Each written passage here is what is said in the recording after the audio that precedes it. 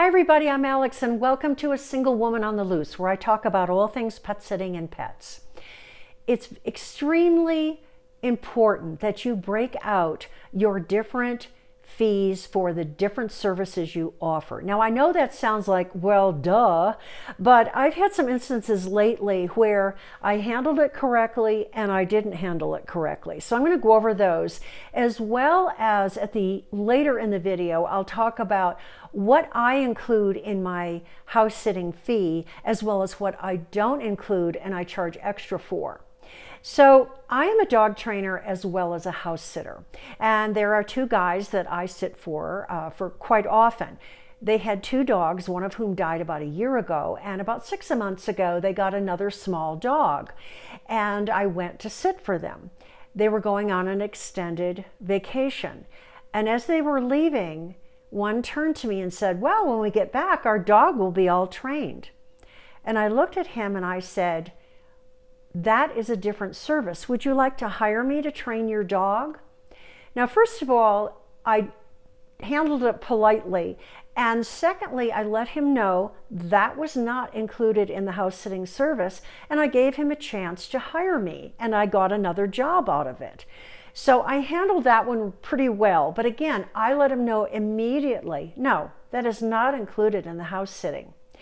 Now, secondly, this one took me off guard, to be honest with you. I'm going to tell you the mistakes I made in this one and how I handled it in the future. I work for a couple. I've worked for them for years, and I was sitting for them. They were away for quite a while, and one of their dogs was not acting right. I just felt he got worse and worse. So I called him and I said, I really think I should take your dog to the vet. I don't like what's happening. They agreed.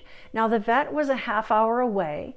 I sat there between the waiting and the exam and the test results. It was about 3 hours and then a half hour home. So we're talking about 4 hours, during which time I normally walk other dogs and check in on cats to make more money. So I was assuming they would pay me for that. Bad assumption. All right, not only did they not offer me anything, but I paid the bill. It wasn't big and I had no problem, but they never gave the vet their credit card number. And of course they reimbursed me. But the point was that what if it had been $800, $1,000, $2,000 vet bill? If you have a card that you have a lot on, you may go over your limit and it will penalize you. So I learned from this. Number one, I let them know immediately that I do charge to take a dog or a cat, whatever the pet is, to the vet, and that they need to give their credit card to the vet office so they will be charged for the services that were rendered. So I learned a lot from that. It kind of took me off guard because I'd never had that happen before. All of my clients have said, "Please take him to the vets. Don't worry, I will pay you for doing that." And so I just assumed. Well, you know what happens to people who assume? We don't do that. So make sure you clarify that. Now, another thing is errands. Again, I have, for example, a woman who has cats, a lot of cats. The house doesn't smell. I don't know how she does it. It's like she's a miracle worker. But she's gone for long periods of time. We're talking months. And she also works extremely long hours. So sometimes she'll say, "Can you pick up food? I didn't have time to order it. Could you get medicine and pick that up? Could you get wee-wee pads?" Whatever it is. And she always says, "I will pay you for that. It's not a problem." But the point I'm making is that really take a look at how far away you have to go to do these things and how long it will take you. You need to have an idea ahead of time when you sit for someone. Well, what if they ask me to run and get food? What if they ask me to go pick up medicine, or whatever it is, take the dog or cat to the groomer or to the vet? Be prepared with a list of services you offer and how much you charge for them. Now, I wanted to tell you what I include in my house sitting. And if I'm walking dogs, for them, it's included. Some dogs I walk 2-3 times a day, no problem. If they're elderly or very tiny, they may not get walked at all, or they may get walked just a little bit, but I'm there for them. Medication, no problem. Obviously feeding.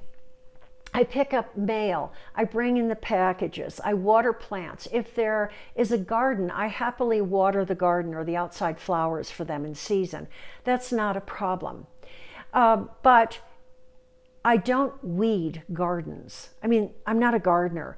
I am not going to mow a lawn. Now, I don't have that problem because I live in the desert. But if you live somewhere where you have lawns, they should have a gardener that does that, a lawnmower person that comes in and takes care of that. So decide what you will do, what you won't do. Or you might want to earn extra money and say, you know, I'll happily mow your lawn, but this is how much I charge for it, particularly if they're gone for a long time period. So think about, what do I include in my house sitting? What is extra? And make sure that you make that very clear to them. You're not a personal assistant. Personal assistants make $150,000 to $200,000 a year. I had a friend who did that. The bottom side of that is that you don't have a minute to yourself. You're on call 7 days a week, nonstop. It's not a pretty picture. So make it clear, these are the things I do, and these are the things I charge extra for.